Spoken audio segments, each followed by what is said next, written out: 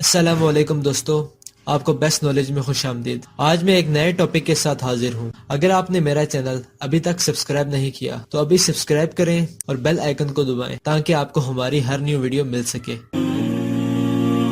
دنیا میں ہر دن نت نئے تجربے ہو رہے ہیں اور آج دنیا کے پاس بہت سی ٹیکنالوجیز آ رہی ہیں اور سائنس ہر دن ہر چیز پر ریسرچ کر کے دنیا کو حیران کر رہی ہے۔ حال ہی میں سائنسدانوں نے مکڑی پر ریسرچ کی تو یہ بات سامنے آئی کہ مکڑی بچے پیدا کرنے کے بعد اپنے شوہر یعنی مکڑے کو مار کر باہر پھینک دیتی ہے، اور جب اس کی اولاد بڑی ہو جاتی ہے تو وہی اولاد یہی سلوک اپنی ماں سے کرتی ہے۔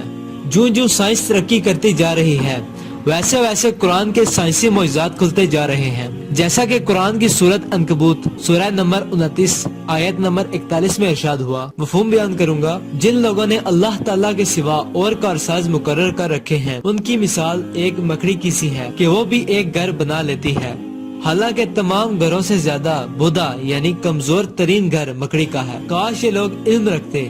یہاں پر غور فرمائیں کہ اللہ تعالیٰ نے ساتھ یہ بھی کہا کہ کاش یہ لوگ علم رکھتے، یعنی یہ آیت صرف علم والے لوگ ہی سمجھ سکتے ہیں۔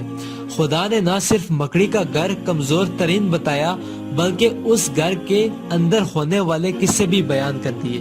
حالانکہ کچھ سائنسدان بھی حیران رہ گئے کہ یہ کس طرح ہو سکتا ہے۔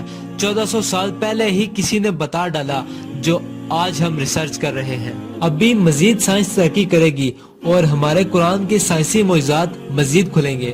خدا ہمیں قرآن پاک پر غور کرنے کی اور اس پر عمل کرنے کی توفیق عطا فرمائے۔ اسی کے ساتھ ہم ملتے ہیں آپ سے اگلی ویڈیو میں۔ تب تک کے لیے اپنا خیال رکھیے گا اور دعاؤں میں ضرور یاد رکھیے گا۔ اللہ حافظ۔